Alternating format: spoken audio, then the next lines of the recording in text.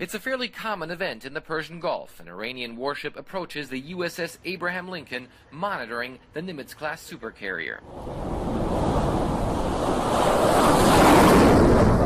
Such encounters don't only happen at sea. In the air, U.S. fighter pilots often see Iranian planes.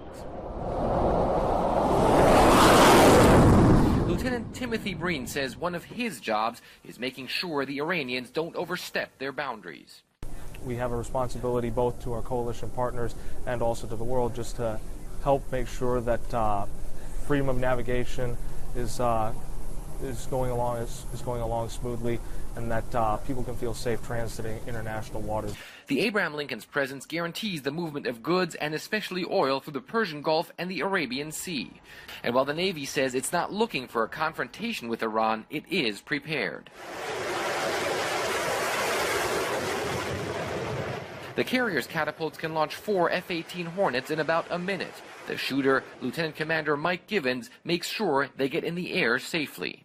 Actually, right here we'll set the setting for the catapult, which just determines how fast it'll come off of the catapult. A floating town with about 6,000 personnel on board, the Abraham Lincoln has several maintenance areas and a vast arsenal to make sure it can swing into combat any time. Iran has several times threatened to close the crucial Strait of Hormuz, a shipping route for about 20% of the world's oil. The U.S. believes the Iranians might try to sow mines to scare off merchant vessels as they did back in the 1980s. It doesn't take many mines to, to be effective there, to have an effect. There's a potential to do that. We obviously are prepared to monitor it and respond very quickly with capabilities that are resident in theater.